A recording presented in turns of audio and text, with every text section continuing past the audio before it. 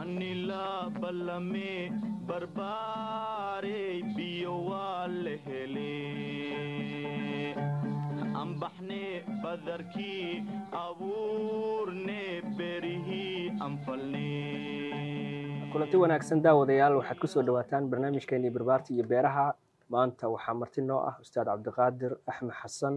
oo ah hormuudka daraasaadka sare ee jaamacadda zamzam sidoo kalena ah bara sare oo wax ka dhiga qaar ka mid ah jaamacadaha gobolka banaadir ustaad cabdiqaadir aad ugu mahadsantahay waqtiga qiimaha badan ugu horreyn kusoo dhawow barbaarta iyo beeraha waa dhow cabdishakuur aad mahadsantahay in barnaamijkan igu casuuntay galabta waxaan si toos u bilaabanaynaa barnaamijkeena su-aasha ugu horeysa oo dhinaca cimilada iyo wax soo saarkii iyo ayuu barnaamijkeena si gaara diiradda u saari doonaa galabta waxaa jira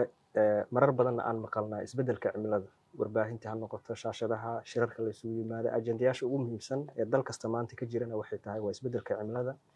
maxaan ku macnayn karnaa ugu horreyn waxaan loo yaqaana isbeddelka cimilada bismillahi raxmaan raxiim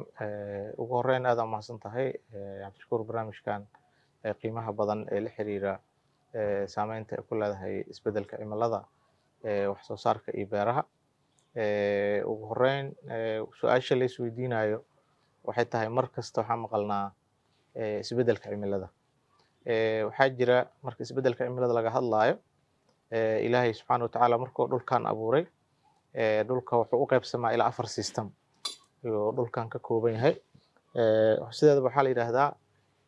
guud ahaan adduunka hadda dadka cirbixiyanada iyo saynis yahanada waxaa jira yiraahdaan ilaa iyo 8 meere sida ognahay waagii hore 9 la dhihi jiray laakiin hadda 2005 ayay maxaa la yiraahdaa ururada caalamiga ah ee la xiriira astronomiga waxay yiraahdeen 8 meero waaye Pluto ay ka saareen meeraha kaliya marka oo nolosha iyo ay ka jirta waxa way dhulka dhulkaas marka waxa la dhahaa wuxuu ka kooban yahay ilaa 4 system afarta system waxa ugu horeeyo systemka la yiraahdo atmosferka ama gibilka waxa af Soomaaliga lagu dhaho iyo systemka biyaha ama hydrosphere iyo systemka lithosferka oo dhulka qalalna iyo noolaha guud ahaan dhulka afarta system ayuu ka sameeyay marka waxa jirta atmosferkan ugu hareereysan wuxuu ka kooban yahay hawooyin gases ayuu ka kooban yahay sidoo kale waxa jira wuxuu leeyahay biyo ama humidity wax la dhaho ama waxa uu naqaano huur ayaa ku jira iyo boorka iyo aerosols wax la dhaho ayuu ka kooban yahay waxa jirta marka waxyaabaha oo cimilada la xiriiro dhan sida roobka oo kale heerkulka dabeelaha kulli waxay ka dhex abuurmaan atmosferkaas gudihiisa ka abuurmaan isbeddelka cimilada marka waxa la dhahaa waxaa jirta gaseska uu ka samaysan yahay atmosferka laba loo kala saaraa gases oo maxaa la yiraahdaa constant oo isbedelin sida oxygenka iyo nitrogenka oo labada ugu badan ah iyo gases isbedela gaseska isbedela marka waxa kamid ah kuwan la yiraahdo greenhouse gases oo kale ayaa kamid ah oo ugu horeeyo carbon dioxide carbon monoxide fluorocarbons methane kuwaas oo dhan marka waxa waaye way isbedelaan isbeddelka cimilada marka wuxuu ka imaanayaa haddii gaseska isbedelo waxay leeyihiin resource ama meel ay ka yimaadaan jirta tusaale ahaan warshadaha boqolkii sano ee hadda dunida ugu dambeysay oo kale warshadaha waxa la soo daayay gaseska waa isbedelayaan dhahaynay oo badan ayaa la soo daayay waxaa kordhaya marka sida ilaahay wuxuu ugu talagalay mid walba si oo wax dabiici ah jira tusaale ahaan carbon dioxide oo kale warshadaha ay soo daayaan marka soo qaadano waxaa ilaahay ugu talagalay sida dabiiciga inuu ahaado 0.039 inuu ahaado ayaa loogu talagalay haddii marka warshadaha ay soo daayaan waxaa dhacaysa marka inuu kordho markasta oo kordho marka cimiladii sida ay ahayd roobka sidoo u sameysmayay heerkulka sidoo ahaa wixii dhan marka muddo dheer way isbedelayaan marka isbedelaan marka waxa abuurmaayo xaalado cusub cimilada sida ay ahaan jirtay si ahayn soolaan carbon dioxide kaas markuu kordho iyo maxaa la dhahaa fluorocarbons iyo hadda aan sheegin markay kordhaan waxay noqonayaan dunidii waxay ka dhigayaan sida hagoog oo kale noqonayaan oo hadda aragtay qiiq markuu dhaco qiiqa hoos oo yeeshaa soo ma marka dunidii oo dhan marka waxay gelaysaa hagoog oo busto in la saaro oo kale ah ayay dunida gelaysaa sababtana waxaa keenaya greenhouse gaskaas kordhay waxaa abuurmaya marka waxaa la dhahaayo global warming heerkulka dunidu isbedelay macnaha adduunka huur galaya waxaa imaanaysa marka inuu dhalaalo maxaa la dhahaa barafkii oo dunida waxaa jirta laba cirif waxaa jirta ilaahay baraf ugu talagalo fadhiya halkaas waxaa abuurmaya marka Antarctica iyo qaybtan kale Arctic Oceanka ama Greenland korkeeda barafyadii fadhiya marka waxay bilaabayaan maadaama meeshii huur ay noqotay oo dhulkii hagoog oo galay inay barafkii ice melting waxa la dhahaa barafkii inuu dhalaalo ayaa imaanaysa marka barafkaas dhalaalo marka waxa abuurmaayo fladis daadada abuurmaayo sida hadda jirto kale sidoo kale heerkulkiina oo temperature-ka dunidina kor u kacaya waxyaabahaas oo dhan marka iyo waxyaabo kale hadda halka aan ku soo koobi karin marka la isu geeyo ayaa waxa ka dhashaa marka waxa la dhahayo climate change cimiladu isbedesho waxa ugu badan marka waxaas keenayaan waxa waaye waxaan la dhahaa human activity ama dadka waxay abuurayaan sadarteeda quraanka xitaa waa aragtay ilaahay uu tilmaamay waxa la yiri dhahara al-fasadu fil barri wal bahri bima kasabat aydi nas yani waxyaabaha aad sameynaysiin sadarteeda culimada qaar hadda waxay dhaheen waxyaabaha aad sameynaysiin waagi hore dambiyada kaliya la jiray laakiin hadda waxa culimadu waxay dhaheen xitaa waxa soo gali karo activitieska iyo waxa dadka ay qabanayaan oo dhan inay dunida ay bedelayaan marka waxyaabahaas oo dhan marka la isu geeyo waxaa isbedelaya marka beerihii sidii ahaayeen isbedelayso nolosha isbedelayso falaadisa abuurmaayo heerkula abuurmaayo insects cusuba abuurmaayo cayayaan cusuba abuurmaayo disasters iyo musiibooyin cusuba abuurmaayo all this marka la sugeeyay marka waxay noqonaysaa waxaa dhacday marka climate change isbedelka cimilada ayaa dhacay leedahay waxaa intaas ku daraya marka saddexda system oo kale haddii systemkan u isbedelo oo atmosphere-ka isbedelo waxaa la dhahaa dhammaantood waa interaction ay sameeyaan wax isdhexgalaya waay hadduu mid isbedelo kan kalena isbedela marka waana sida hadda sheegaysay waxay la xiriiraan marar badan dadka waxyaabaha ay sameynayaan waa usoo soconaa arrintaa iyo faahfaahinteeda iyo Soomaaliya markii loo yimaado hadda waxaa aad usoo shaac baxay ama loo hadalhayaa dalkana qaybo badan aan ka aragnaa in waxaan loo yaqaan El Niño ay ka jiraan oo fatahaado kala duwan iyo roobabkii hadda jira ay wadanka qaybo badan oo ka mid ah muddo bil ka badan xitaa gobollada qaar ay roobabka ka socdaan maxaa xiriir oo ka dhaxeeya El Niño iyo isbedelka cimilada waayahay El Niño wax badan hadda maalmaha waliba dadka aad ay El Niño ay ugu soo celceliyaan El Niño waxaa la yiraahdaa waa dhacdo amba daahiro amba phenomena wax la dhaho oo marka waxaa la dhahaa labadii sano amba 8 sanaba mar ay dunida ka dhacdaa waxaa jira marka Pacific Oceanka amba badweynta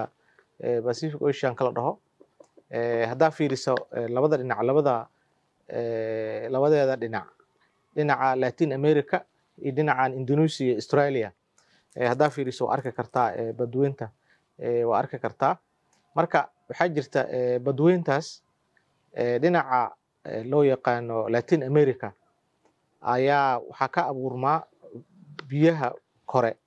ayaa kululaada marka hore marka laba xaaladood waaye waxaa la dhahaa xaaladda normalka ah iyo xaaladda El Niño ayaa la kala dhahaa waxaa jirta horta intaan taas u gelin El Niño iyo La Niño aa jirta sidoo kale waxaa jirta Southern Ocean wax la dhaho amba ENSO waxa la dhahaa jira marka El Niño asalkeeda ereygaas wuxuu ka yimiday afkan oo Isbaanishka ayuu ka yimiday waxa waaye waa female child waaye ama cunug yar oo lab ah male aan rabaa male child cunug yar oo lab ah ayuu maxaa la yiraahdaa asal ahaan ka yimid sababtana waxa waaye dhacdadan marka waxay dhacdaa inta badan waxay ku aadaneed xilliga gaalada ay sameeyaan waxaan la yiraahdo sanadka cusub u dabaaldegayaan ayay ku aadantaa marka waxay aaminsan yihiin mucjiso oo dhalashadii nabi ciise ay la xiriirto wax noocaas ah inay tahay El Niño asalkeeda meeshuu ku yimid laakiin waa dhacdo cimilada ka tirsan waay waxaa dhacaysa marka sida normalka ah wadamadan oo waxaan la yiraahdaa Latin America ku yaalo badda ku teedsan baddaas waxay samaysaa biyaheedu waxay sameeyaan sida caadiga ah biyaha kor ah kululaada biyaha kor markay kululaadaan marka waxaa isbedelaya biyihii hoose iyo biyihii kor isbedelaya biyihii kor markay hoos soo maraan dabeesha marka way baxdaa badday raacdaa waxaa roobab ka daa Indonesia dhulka Indonesia Australia ay oo roob ka da'a macnaha biyihii Latin America soo kulaada xagga aadaya waxaa jirta marka 8 sano ama 2 sanaba waxaa dhacaysa wax cagsi dhacay oo biyihii oo Latin America ay ka soo tagaan ahayd cagsi noqonaysa waxay ka soo tagayaan dhinaca Australia dabeelo oo kullo biyo wato ka imaanaya halkaas kulan marka xaalad oo cagsi ku ah tan hore marka La Nina la dhahaa waa sida caadiga ah tan aan caadiga ahayn marka oo biyahan kulul marka ka yimaadaan dhinaca Australia ay ka yimaadaan biyo kulul halka ay soo aadaan dhinaca badweynta roobab waxaa samaysan marka oo mahiigana laba oo kala baxda meelaha qaarna waxaa ka samaysan drought abaar ka samaysan hadda wadamada qaarkood meelaha qaar daa fiiriso waxaa ka jira abaar xuna ka jirta meelaha qaarna sida anagoo kale wadankeena kale maxaa ka jira roobab mahiigana ka jira xaaladaas marka oo meelaha qaarna roobab waaweyn oo mahiigana ay ka da'ayaan hadda India kale iyo waxa laga yaabaa inay xiliyadan drought ama abaar ay ku jiraan laakiin marka Soomaaliya iyo wadamo badan oo badaha ku taysan gaar ahaan badweynta Hindiya iyo marka dabeeliya isku dhiibay ilaan sideedaba biyaha inta badan evaporationka waxa qaada dabeelaha qaada meelaha qaar marka waxa ka abuurmaya roobab mahiigana sida hadda oo jirto kale xaaladaas markay dhacdaa marka waxa la yiraahdaa La Nina marka intaas oo ka badan tahay oo waxay u baahan tahay kaligeeda waxa la dhihi karaa waxay u baahan tahay program gaar ah u baahan tahay xaaladahaas marka waxa la La Nina waxa la dhahaa marka haddii cimilada isbedesho maxaa la dhahaa El Nino da aan dhahe haddii cimilada isbedesho waxa laga yaabaa in 8 sano mar ama 2 sano mar ay dhici jirto inay ka soo laalaabato soo noqodkeeda oo bato ayaa dhacaysa waxaana xoojinaya waxyaabahaas isbedelka cimilada ayaa xoojinaya halkaas marka marka dhacdo marka meelaha qaarna abaar ay ku riday meelaha qaarna dalagii biyo qaadayo sida hadda dhaqdo karwabiyada fatahayo culays kale yeelanaysa waa gartay Ustaad Qaadir adigoo aad u mahadsan cimilada Soomaaliya ayaan si gaar ah barnaamijkan xoog ugu saareynay anagoo rabnay inaan si gaar ah bal cimilada iyo waxa ku saabsan aan wax ka ogaano Soomaaliya waxa la yiraahdaa waxay kamid tahay wadamada uu maro dhulbarahana sifaadkan ku naqaano waxa kamid ah inuu yahay dhulka uu maro dhul aad roobabku ugu badan yihiin si guud Soomaaliyana waxaan ku naqaanaa inay tahay wadan roobabkeeda iska yar yihiin marka hadda laga soo tago roobabkan hadda deerta oo sanadkan sidii hore ka badan marka maxaa aan ku tilmaami karnaa Soomaaliya oo roobabkeedana ay yar yihiin haddana dhulbarihii oo maro dhulbarihina aan ku naqaanay inay roobabkiisa badan yihiin aad u mahadsantahay Cabdishakuur sax waaye Soomaaliya mararka xaaladahan oo kale hadda El Nino ay dhacdo kale ma ogi inta badan waxa la dhahaa Soomaaliya waxay kamid tahay meelaha oo roobkeeda yar yahay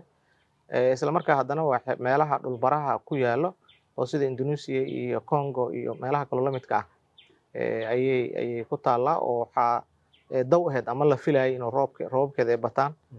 waxa la yiraahdaa Soomaaliya waxa jira dhacdooyin ama waxyaabo u gaar ah oo roob yarada qayb ka ah ayaa jira ayaa la dhahaa sideedaba roobka waxa loo qaybiyaa marka ay ka hadlayaan culimada science gaar ahaan dadka climatology ka hadla markay ka hadlayaan waxay dhahaan roobka saddex u qaybsanaa haddii af Soomaaliya kooban ku sheego waxa waaye waxaa la dhahaa dulka hor iyo roob gufaaco iyo waxa la yiraahdaa roob buureed ayaa loo qaybiyaa oo macnaheeduna oo kala noqonayo roob buureedka waxa waaye haddii dalka uu buuro leeyahay ama meesha ay buuro ay leedahay waxaa jirta biyaha markay evaporation sameeyaan sideedaba roobka waxaa la dhahaa wuxuu ka dhashaa surface waterka biyaha dhulka dashooda saaran oo evaporation sameeyay oo miibax sameeyay oo miibax markay sameeyaan kadibna kor tagay is urursada daruuro noqday oo saa darteed Ilaahay subxaanahu wa ta'aala markuu ka hadlayo wuxuu yiri wayunshi'u as-saxaaba thiqal Ilaahay markuu roob idin rabo wuxuu idin abuuraa daruuro waaweyn oo idin abuuraa daruurahaas marka waxay ka abuurmaan surface waterka ama biyaha oogada sare sida badaha badweynta webiyada marka evaporation sameeyay meel kasto qoyan ay biyaha ka abuurmaan marka waxa jirta haddii inta roobka kor aado oo waxa la dhahaa saas is urursi ku sameeyo dib u soo da'o waxa la dulka hor waa roobka hadda anaga aan haysano ugu badan oo Soomaaliya ka da'away roobka labaad kaasna marka wuxuu abuurmi karmaa markay biyaha fursad u helaan inay evaporation sameeyaan ay kulaadaan ayuu abuurmaa roobka labaad waxa la roob buureed oo waxa waaye biyahaas evaporation ka sameeyay markay ku dhacaan meel buura buurtaas hareeraheeda laba dhinac ay yeelanayaan buurta dhinacna waxa la dhahaa waajihada roobka dhinacna waxa la dhahaa dhinaca ka jeeda roobka jeedka ayaa la yiraahdaa ama dabeelka jeedkana waa la dhahaa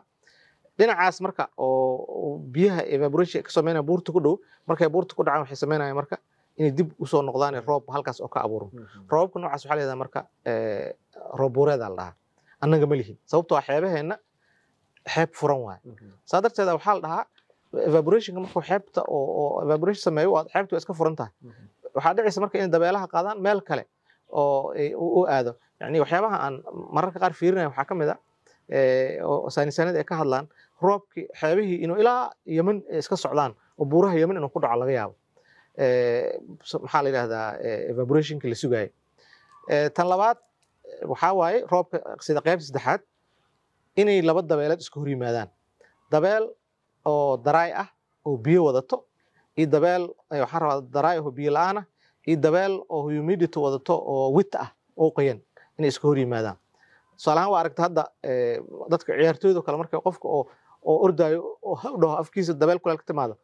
uumi ama qiiq ah hortiisa ka samaysa sababtu waxay tahay dabeeshii afkiisa kululeed iyo tii qabowada banaanka taallay isku dhacayo meeshaasoo kale marka haddii dabeelo noocaas is qabtaan marka waxaa abuur maayo rooba abuur maayo annaga marka soomaaliya markaan nahay dabeelaha oo waxaa jirta waxa la dhaho mansunis dabeel xiliyeed amba mawsim waa ereygaas wuxuu ka mid yahay ereyada af carabiga oo ku jira maxaa la dhahaa english ku jira ka mid ah mawsim macnaha xiliye oo dabeelo ay yimaadaan dabeel xiliyeedka marka annaga aan haysano marka laga reebo dabeesha yarka oo xagaayiga yarka ee biyaha yarka wadato oo xeebaha ka da'o marka laga reebo inta kale dhan ma laha dabeelo kulul waay oo dry ah waay oo Soomaaliya yimaada ma qabaan marka biyo ma wataan halka roob marka noo soo haray maxaa waaye roobkaas oo evaporation inta sameeyaan biyaha dulka horka ah taasa marka Soomaaliya waxay ka dhigtay meelaha ugu roobka yar tan kale oo saddexaad waxaa waaye dhulkeena wuxuu u badan yahay arid iyo semi arid ma laha geedo badan iyo kaymo badan iyo dhul qaleel xigeen qaleel xigeen iyo qaleel xigeen waay ma laha marka asbaabo kale oo saacidi karo roobka male marka waxyaabahaas oo dhan marka la isu geeyo Soomaaliya waxay qayb ka tahay marka wadamada oo roob yarida ee u keentay marka ma ahan meesha maxaa la yiraahdaa dhul baraha kuma taalama loorbi ku taala laakiin asbaabo kale oo ka celinayo inay wadamada kale oo dhul baraha maro ay la mid noqoto ayaa jira oo kuba hadda aan sheegnay iyo kuba kale oo halkan ku soo koobi karnay kamid ah waa garanay hadda waxaa lagu jiraa xilliga deyrta roobab mihigaana saa sheegtay wadanka qaybo badan kamid ka da'ay oo waqti bil ka badan xitaa meelaha qaar ka da'ay kuwaasoo la xiriira isbedelka cimilada fatahaada iyo daadad ay sababeen isbedelka cimiladana waxaan la soconaa inuu saameyn ku leeyahay wax soo saarka oo beeraha wax soo saarkeeda iyo beeralaydiba oo si toos ah u taabanayo marka guud ahaan caalamka iyo si gaar ah Soomaaliya isbedelka cimilada saameyn nooca ah ayay ku keeneen marka la fiiriyo waa sax Cabdishakuur aad ma san tahay Soomaaliya asalaam waxay kamid tahay adduunka kamid tahay sida hadda ku sheegayna adduunka afartii system markoo mid waxa yeelooba kan kale wax yeeloobaya haddii wax isbedelaana meel oo gaar ku ekaanay malaha Soomaaliya marka waxaa la dhahaa dadka oo environment ka hadla waxay dhahaan haddii wadanka awalba uu iska nuglaay oo awoodiisa ay yareed waxaa lagu xisaabtamaa capacity-ga wadanka uu leeyahay waxaa jirta wax la dhahaa haddoo disaster dhibaato hadday dhacdo disaster response waxa la dhahaa ama in laga jawaabo maxaa la dhahaa al-istijaaba can al-kawaaris ee dhahan carabta in dhibaatadii dhacday in laga jawaabo waxay ku xiran tahay marka awoodda oo wadanka uu leeyahay midiisa dhaqaale xagga infrastructure-kiisa iyo sida uu yahay wixii awal uu haystay Soomaaliya marka isbedelka cimilada marka laga hadlaayo waxyaabaha ka dhashay waxaa kamid ah sida hadda aan tilmaanay abaarana way ka dhalan karaan isbedelka cimilada abaaraan ka dhalan karo sidoo kale waxaa ka dhalan karo floods ama daadada ka dhalan karo Soomaaliya marka labada hadda ugu badan oo saameynta ugu badan waa badan yahay isbedelka cimilada saameysa waxa acid rain-ka Allah ay kamid ah qiiqa tirada badan oo wadamada qaar kood dadka ay sanxir ay wataan oo sida Hindiya iyo China iyo meelahaas kala aragtay annaga laakiin waxa ugu badan waxa waaye oo isbedelka cimilada ay nagu keentay daadad iyo abaar marna abaar ku jirnaa marna daadad ku jirnaa taas marka annaga qayb ka ah oo activity-ga dadka waxa ay sameynayaan qayb ka ah xaalufka dalka laga geystaa qayb ka ah webigii oo maxaa la yiraahdaa river management ama idaaratal anhaarki oo meesha ka maqan maamulkii oo webiyada la maamuli lahaa meesha ka maqan oo in lala socdo webiga jawigiisii wixii oo dhan meesha waxaasoo dhan marka la isu geeyey marka wixii guudna adduunyada la qabnaa oo isbeddelka cimilada iyo wixii ay keentay wixii gaar ahna annaga la qabnaa marka taas waxay keenay marka isbeddel cimilada haddoo dhaco saameyn negative waxaa la saddex shay ay keentaa oo isbeddelka cimilada saddex shay ugu muhiimsan kow saameyn dhaqaale oo waxay dhahaan economic problems waxay dhahaan environmental problems iyo social problems Soomaaliya marka sida hadda aragtay isbeddelka cimilada saddexdiiba waa haynaa oo hadda waa arkayseen dadkii ninkii wax u bixeen biyaha ka qaaday kii awalna abaaro la tacbaansanaayo inuu wax tacban waaya laga yaabaa isbeddelka cimilada iyo abaaraha soo la laabtay darteed marna wuxuu la dhiban yahay maxaa la yiraahdaa sidoo kale environmentiga isbedelay oo waa aragtay meel walbo maxaa la dhahaa xaalufkii iyo wixii oo keenay iyo duurjoogtii iyo dhan way baaba'een haddana social problems arrimo bulshada ka dhasheen oo dadkii way qaxayaan way dhimanayaan malnutrition iyo waxa ku dhacayo nafaqa darra ku dhacayso waxa laga yaabaa haddii abaar dhacdo kale meelihii yarku biyaha ku hareen in water conflict in biyo la isku qabsada laga yaabaa oo isku dhac xagga biyo ay ku dhacaan hadda daadadka kale waa aragtay haddana ayagana wadooyinkii jareen awalba infrastructure xoogan dalkeena kama jirino xitaa xilligii kacaanka ee dawladda ay jirtay infrastructure-keena iyo amba waxaan la dhaho kaabayaasha nolosha siday ahaayeen qof wada wixii oo dhan marka oo wixii annaga aan samayno gacanteena ku abuurnay oo colaadihii iyo burburkii dalka ka mid ah iyo tii oo maxaa la dhahaa rabaaniga ahayd oo isbeddelka cimiladii iyo kawaarista dhacay dhammaanteed marka Soomaaliya waxaa la dhihi karaa waa most affected countries-ka ay ka mid tahay oo ku saamoobay waxaan la yiraahdo isbeddelka cimilada ku saamoobay ayay ka mid tahay waxaa laga yaabaa dadka inay aware u ahayn oo dadka qaar markaa saas dhahdid sax waaye waxaan xigmad ilaahay waaye waxaan ilaaha wata laakiin mar walbaba waxa sababaha dadka iska leh dambi ay galeen ha noqdo shaqo ay qabteen ha noqoto marka culayskaas marka Soomaaliya aad ayuu u jiraa la dhihi karaa aad iyo Saad Qaadir gabagabadii barnaamijkan kusii dhownahay su-aasha ugu dambeysa oo talooyin loo jeedinayo bulshadii iyo dowladdii iyo beeraleydiiba intaanan u gudagelin waxaan jeclaan lahaa hay-adda FAO hadda waxaa jira korarka dadka caalamka inuu sii kordhayo guud ahaan maalintii ka dambeysa oo 2050 waxaa la qiyaasayaa ilaa 9.7 bilyan inay dadka korarkiisa ay gaari karta caalamka hay-adda FAO waxay sheegaysaa boqolkiiba 50 in lagu qasban yahay si dadkaas loo quudiyo in wax soo saarka la kordhiyo waqtigaas 2050 guud ahaan isbeddelkii cimilada waa wax adduunka ka jira oo arrintaas ayadana culays kala oo jira Soomaaliya markii loo yimaado oo dal aad u sii nugul isbeddelka cimilada oo aad u taabtay maxay tahay ama maxaa wadooyin oo noo furan oo aan samayn karnaa hadda la joogo iyo mustaqbalka isbeddelka cimilada si aan ugu diyaar garowno waayahay aad u mahadsan tahay marka talooyinka laga hadlaayo waxaa waaye Soomaalida waxay dhahdaa war helaa tala hela aniga qodobka kaliya oo aan ku soo koobayo waxay tahay annaga hadda dalka waxaa loo sameeyey wasaarad la dhaho wasaaradda environment-ga iyo deegaanka sidoo kale waxaa jirta wasaaradda beeraha waxaa jirta wasaaradda xanaanada xoolaha waxaa jirta hay-ad loo xil saaray maareynta musiibooyinka loo xil saaray ayaa jirta waxaa jirta marka adduunka maanta waxa lagu tartamay waxaa waaye teknolojiyada iyo horumarka maxaa ogaan karnaa aniga marka waxaan qabaa dalka wuxuu u baahan yahay environmental management oo dhammaystiran ayuu u baahan yahay talada kow aniga aan qabo waxay tahay horta in dib loo soo celiyo maxaa la dhahaa xarunta saadaasha hawada dalka in la abuuro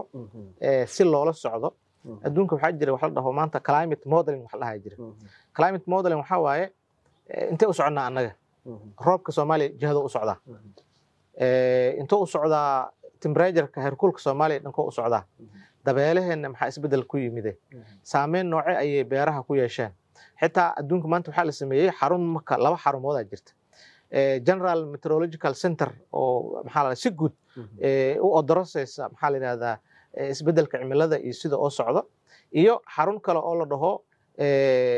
Agrometeorological Center waxay daraasaynaysaa xoolaha anagoo kale xoololey waxaan nahay beeraley xoolaha iyo maxaa la dhahaa iyo beeraha xiriirka kala dhexeeyo cimilada yani in dadka xoololeyda iyo beeraleyda ah ay ahaadaan awareness in climate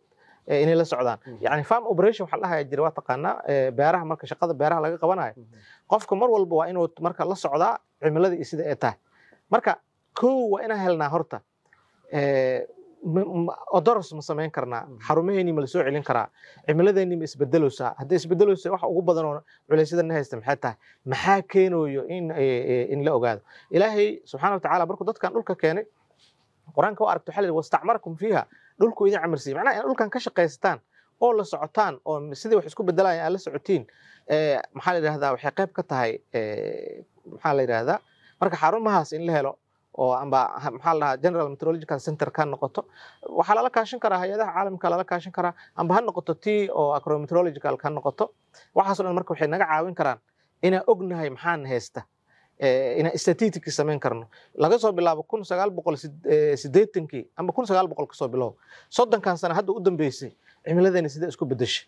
yani inaa macluumaad noocaas inaan heli karna roobkeeni ma yaraanaya ma soo badanaya heerkulkeeni ma isbedelaya ko tan labaad marka waxa waaye oo dawga ah in la helo environmental management kale oo tusaale ahaan webigan fatahayo maxaa la yiraahdaa muxuu u fatahoyaa in isweydiino su'aashaas ko waxaa jira watershed waxa la webiga hareerihiisa la baabi'iyay miya webiga oo qashinka lagu shubo carrituur ku sameeyay miya cilada intee ka jirtaa inaa ogaan oo adduunka u aragtay webi kasta markaad tagto wadamada qaarkood waxaa dhex suran cabir oo webigiina kor u socdo inuu hoos u socdo waa lala socdaa carradiisa iyo ama waxaan la dhaho sedimentiska loadka oo qaadayo culayska oo wada oo qashina intuu la egyahay waxaa la dhahaa taaka loola socdaa sidoo kale webiyada bankigooda amba geesahooda dhiraa ku awli jirta dhirtaas waxaa ilaahay ugu talagalay subxaana watacaala sida isbuunyadoo kale waa arta qof hadda biyo kugu soo fakadaan isbuunya u dhigay mara u dhigay mara ilaahay u dhiga waay isbuunya ilaahay u dhiga geedahaas geedihii waa goyna annaga waa la degay maxaa la dhahaa meelihii oo waa la degay sidoo kale hadda muqdisho hadda usoo laabano waa aragtay wadooyin hadda maalmaha la dhisaa laakiin drainage ma leh biyaha intay marayaan yani magaalo 4 milyan la sheegaya ku dhowdahay intee biyihii haddii roob da'o waa inay helaan meel ay ka baxaan sidoo kale meelaha kale laba meel waaye meelahan oo kale hadda in biyihii meel ay galaan loo sameeyo meelaha xoolaha iyo beerahana waxaa jira adduunka waxa la dhahaa water catchments roob hadda waa iska khasaare wax la dhahay ma jirto waxaa loo qodaa eegag iyo meelo waaweyn oo biyo qabad ayaa la yidhahdaa ama water catchments ayaa la dhahaa in meelahaasoo kale marka inta laga abuuro maxaa la dhahaa biyahaas si hadhow markay abaarta dhacdo oo xilliga kullaha ah dadka biyaha ugu baxsadaan oo maxaa la yidhahdaa biyahaas dib looga faa'iideysto oo biyihii annaga waxaan dhahnay roob magaalo ku hooray saas lagama faa'iideystay laamiga ku raftaa inaan taas leen taagnaanin oo intuu laamiga ku rafan lahaa in webiga inta meelo waaweyn loo qodo yani waa ognahay dalka capacitigiisa iyo awooddiisa iyo wayartahay laakiin haddana hay-adaha hadda aan soo sheegnay amba wasaaradda maxaa la yidhahdaa environmentka ha ahaato amba wasaaradda beeraha ha ahaato amba hay-adda u qaabilsan maareynta musiibooyinka ha ahaato maareynta musiibooyin keliya ma aha inaa wax qaybinaysa keliya ma aha waxaa waaye inaa wax saadaalin karto inaa ogaan karto inkastoo dee hadda ay fiican yihiin wax isku dayayaan haddana laakiin inay ka qayb qaataan waxaan sideeda waxaa la musiibada saddex xaal loo kala saara musiibada ka hor dhexdeeda iyo kadib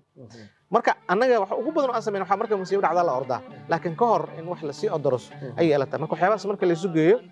dhib uu dhaca mar walba laakiin waxaa la dhahaa mitigation waxa la hayaa jira takhfiif almushkila dhibaatada